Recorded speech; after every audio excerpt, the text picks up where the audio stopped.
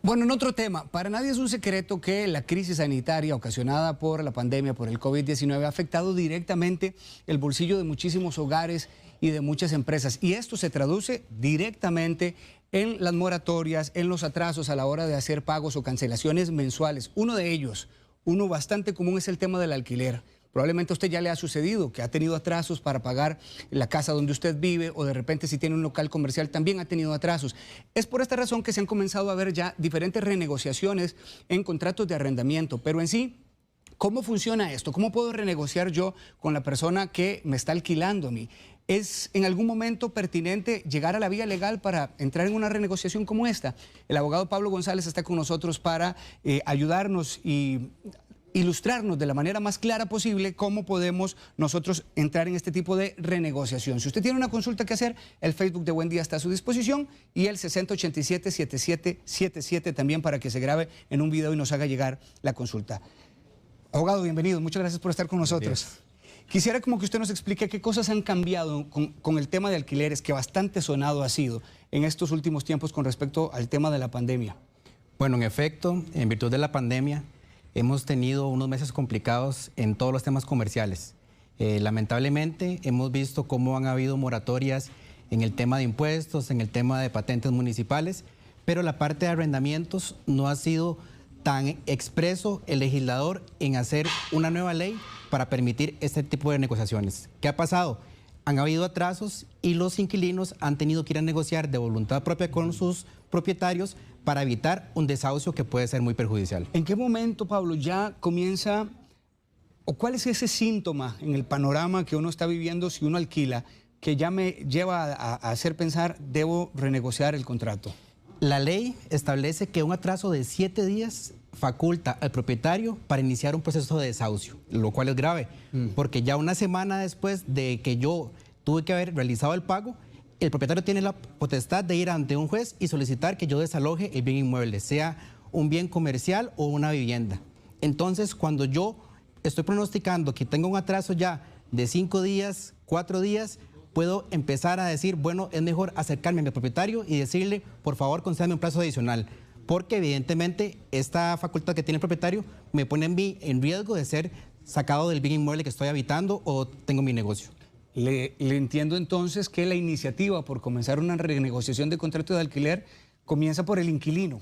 Totalmente es en esa posición en la que el inquilino tiene que estar monitoreando su flujo de caja y garantizarle al propietario que tiene la buena voluntad y la buena fe de en algún momento satisfacer ese pago, porque si no, claramente el propietario tiene todo el derecho de ir ante un juez y solicitar que le entreguen el bien inmueble que está siendo objeto de arrendamiento. Pero, a ver, ¿es necesario tener alguna especie de documento que a mí como inquilino me respalde o que yo necesite para entrar ya a la hora de hacer una renegociación? Hemos estado viendo claramente que los que tenemos negocios hemos visto reducidos nuestros ingresos mensualmente.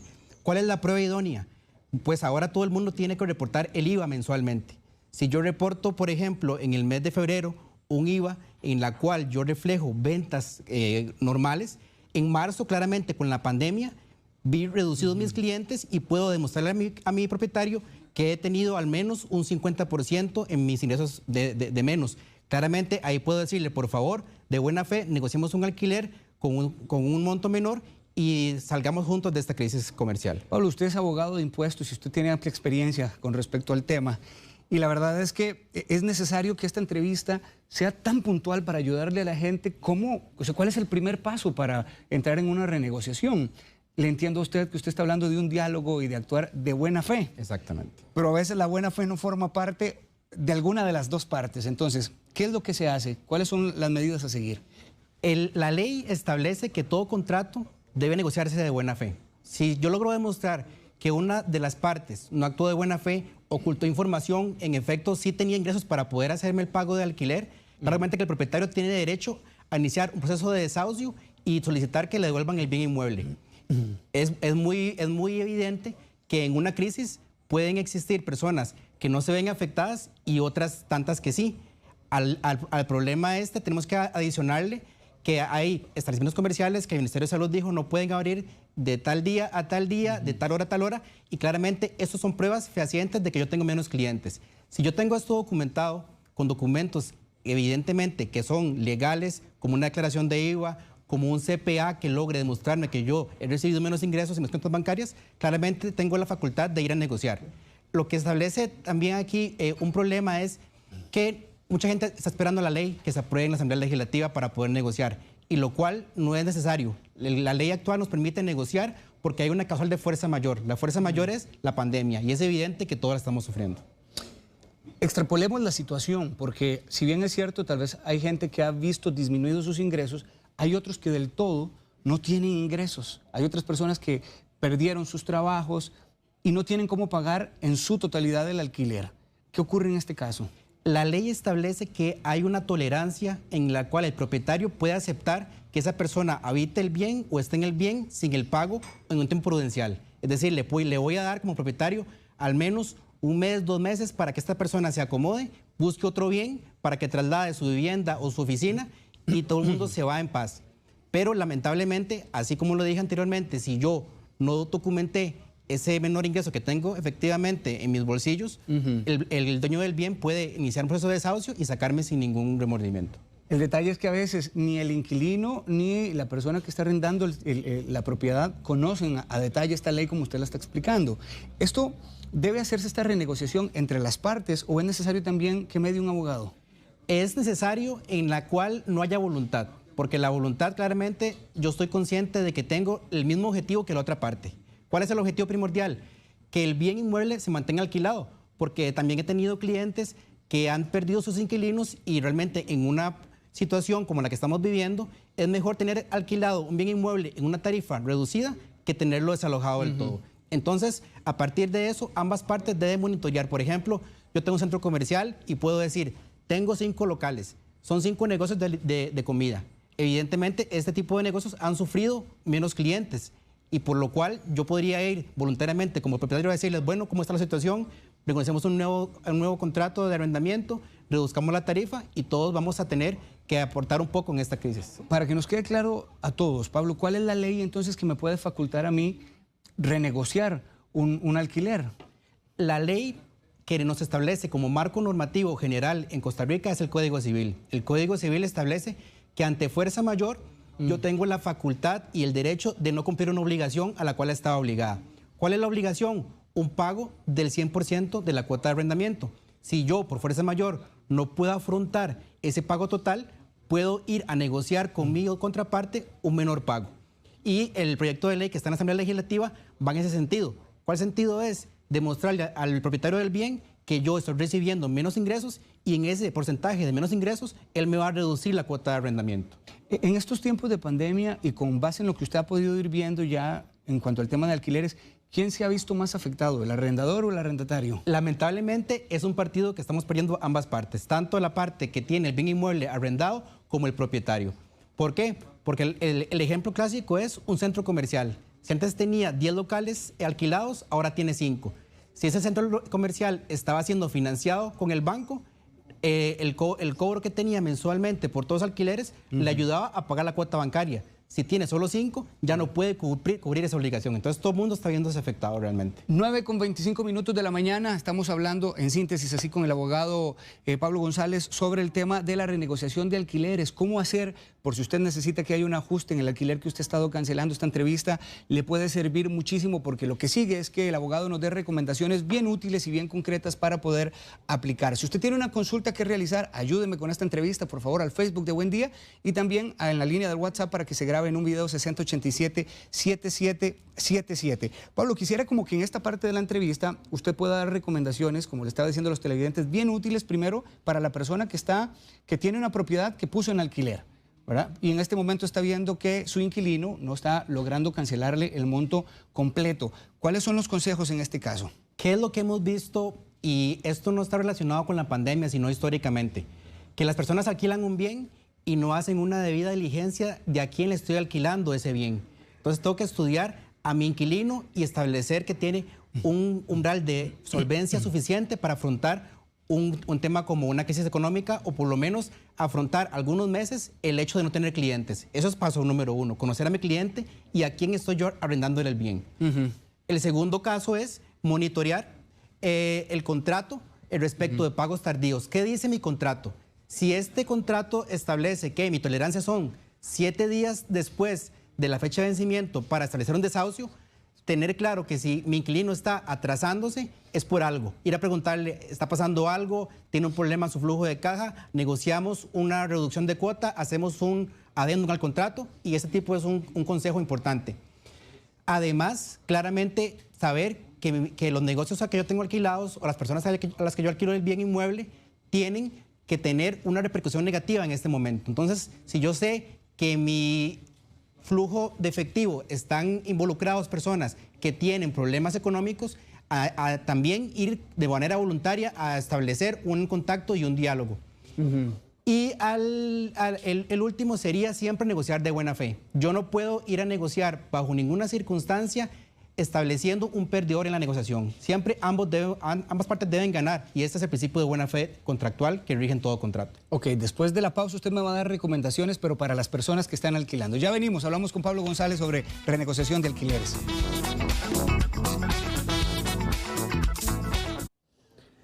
Nuevamente, gracias por su compañía. Estamos hablando sobre el tema de la renegociación de alquileres con el abogado Pablo González. Y abogado, tengo una consulta de parte de Kim, una televidente. Dice, yo tengo un inquilino que tiene 1 año de alquilar, pero nunca ha sido puntual a la hora del pago. Además, en el contrato mencionó a cierta cantidad de personas y viven más de la cuenta. Ahora con la pandemia no ha querido pagar desde que inició esto y tengo deudas que pagar. ¿Yo también podría en este momento tramitar el desahucio? Pregunta ella. Sí, aquí tenemos que tener dos panoramas en la mesa. El primero es, ¿qué hubiese pasado si la señora Kim establece un proceso de desahucio antes de la pandemia? Y el problema que tiene ella es que ella tuvo tolerancia con su inquilino. Si yo mensualmente le tolero a mi inquilino que pague tardíamente, era los 7 y paga los 15, ya ahí tengo una tolerancia. Él puede demostrar que durante algunos meses mi propietario aceptó que yo pagara tardíamente. Ya ahí podemos tener una defensa en favor del inquilino. Otra tolerancia sería si, por ejemplo, el apartamento era nada más para 2 personas y la persona tiene a 5 personas viviendo. Si yo como propietario sabía eso y lo toleré, también es una prueba, un litigio que hay que defender. Si yo no acepté eso, si yo le hice una advertencia, y todo debe quedar documentado. En esos casos lo que tiene que hacer el propietario es hacer una carta formal y notificar al inquilino, decirle, usted firmó un contrato que decía que eran 2 personas y hay 5 personas. Lo firma, lo sella y lo recibe. Eso es prueba para un futuro desahucio. Pero si él no hizo eso, hay tolerancia y ahí puede haber problemas. ¿Qué pasa ahora con la pandemia? La pandemia es una causa de fuerza mayor. Si la fuerza mayor, él la logra demostrar en juicio, por ejemplo, que la persona que alquila dejó de recibir ingresos, ahí va a tener problemas a la hora de hacer un desahucio el propietario. Va a tener que haber un tiempo de tolerancia y dejarlo al menos mientras la persona consigue una nueva vivienda.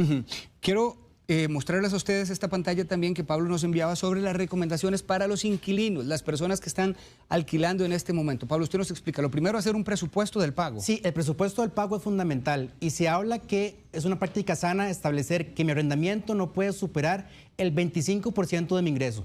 Si ya yo estoy sobrepasando ese monto, estoy en riesgo financiero y probablemente si recibo menos ingreso, voy a perder esa inversión en mejora propiedad rentada, etcétera.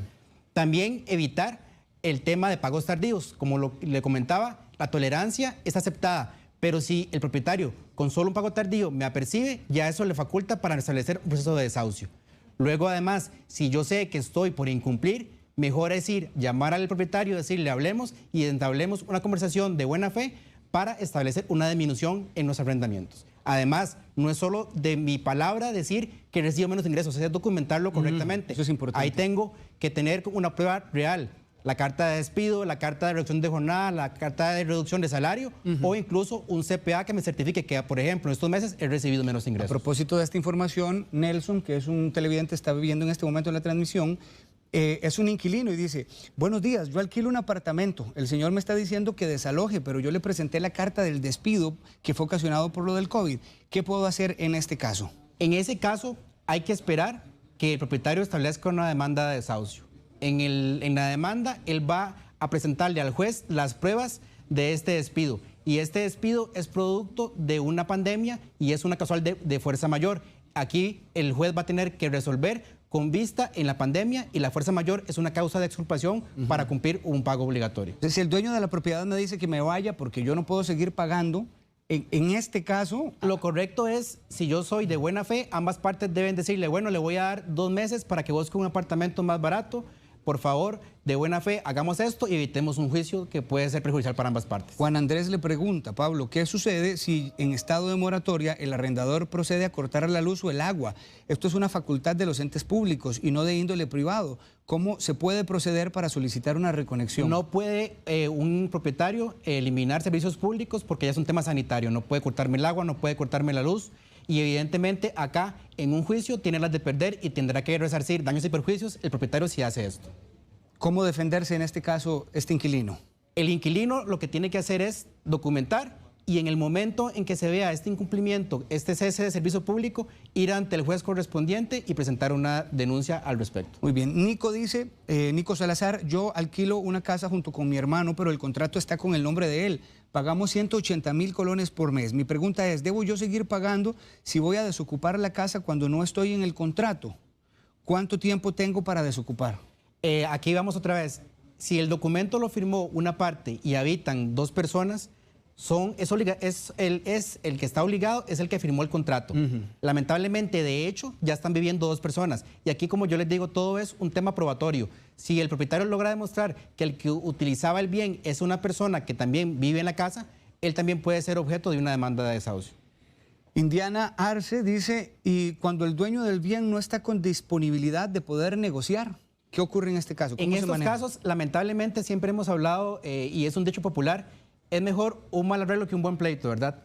Cualquier juicio va a causar un perjuicio para ambas partes. Va a tener que pagar abogado ambas partes para poder defenderse y demostrar cuál posición es la correcta y el juez va a resolver y va a perjudicar a una de ellas. Es parte de lo que usted se refería ahora, Pablo, porque ya llegar a una vía legal, esa recomendación de actuar por buena fe prácticamente se va perdiendo porque ya entra un tercero y en este caso un tema ya de juez que complica un poco más la situación. Exactamente, hay que pagar costas legales, el que pierde el juicio tiene que pagar el abogado de la otra parte y realmente se puede hacer bastante oneroso un tema de ir a la vía judicial. Rosita Urbina dice, bueno, ¿cómo hago yo en caso de ese ingreso de los locales? Pago una hipoteca de 2.200.000 al mes. Mis inquilinos me dicen que si no les rebajo la mitad de la mensualidad por 6 meses más, ellos se van. Pero si le rebajo, yo no podré pagar la hipoteca ni mantenerme. ¿Cómo se negocia en este caso con los inquilinos? En este caso, y lo que hemos estado haciendo en la práctica es una negociación en cadena. Yo negocio con mi inquilino, pero antes fui al banco a negociar con el banco. Y los bancos han estado abiertos a renegociar condiciones, a extenderme 6 meses más la moratoria. Entonces yo lo que recibo del banco también se lo puedo trasladar a mis inquilinos. Si a fin de cuentas yo no puedo pagarle al banco, yo voy a tener que decirle a mi inquilino, por favor desocupe porque tengo otra persona interesada y que me va a pagar y ahí vamos a estar perjudicadas ambas partes. André Arce dice, el desahucio obliga al inquilino a pagar los meses atrasados que no han pagado y siguen aún pendientes. Exactamente, se constituye un título ejecutivo el hecho de que una deuda por desahucio me condene. Es decir, yo no puedo estar libremente sin pagar un alquiler porque efectivamente el juez puede decir que yo tengo una deuda pendiente por cubrir y eso puede manchar mi récord crediticio. Actualmente usted hablaba de que el legislativo estaba ahorita procesando esta flexibilidad en el tema de los alquileres, pero por alguna razón no se ha dado. ¿Cuáles son los puntos que ahorita tienen el tema varado en la Asamblea? Es que, como les comentaba al inicio, ya la ley de Costa Rica establece la causal de fuerza mayor como una causa de justificación para no cumplir una obligación. Algunos dicen que el hecho de imponer una ley y condiciones ya amarra a las partes a una negociación en la cual no hubo voluntad propia. Entonces, por esto es que tal vez la Asamblea Legislativa, y también yo estoy de acuerdo en ello, han habido opositores en los que dicen es mejor que las partes lleguen a un acuerdo que se imponga una voluntad que no es la de ellos. Un detalle más, Pablo, en el caso de la renegociación por alquileres de locales comerciales, oficinas, centros comerciales, ¿qué ocurre en este caso? ¿Aplica exactamente lo mismo? Aplica exactamente lo mismo y lo fundamental es tener prueba de que efectivamente yo tuve cerrado el local, por un ejemplo, un bar, que han estado cerrados por 3 meses y yo alquilaba, tengo que demostrar que el Ministerio de Salud cerró mi local y no he podido ejercer mi actividad comercial. Es decir, documente, justifique, justifique y certifique por un tercero que es un documento real y con esto usted le prueba al propietario que por favor le reduzca de buena fe o si no van a tener que ir a un juicio de desahucio. Gracias, Pablo. Sus recomendaciones finales. La recomendación inicial y fundamental es, primero, antes de suscribir el contrato, revise su flujo de caja. Como les decía, es financieramente recomendable establecer que mi arrendamiento no supere el 25% de mis ingresos. Si ya yo supero eso, ya estoy mal. Pero si a pesar de eso estoy en problemas económicos, tengo que ir documentando mi flujo de caja a futuro, a menos 6 meses, y decirle a mi propietario, por favor negociemos, porque mi negocio va bien y producto de una pandemia que es fuerza mayor, ambos perdimos esta posibilidad de tener un mejor ingreso. Gracias, Pablo. Muchas gracias. Pablo González, usted puede encontrarlo en este número que le voy a dejar en pantalla, 2201-0000, 2201-0000, y también un correo electrónico que le aparece allí, info@esferalegal.com. Ahí le está apareciendo, info@esferalegal.com. Pablo González, recuerde que puede repasar también este tema dentro de un ratito en el Facebook de Buen Día.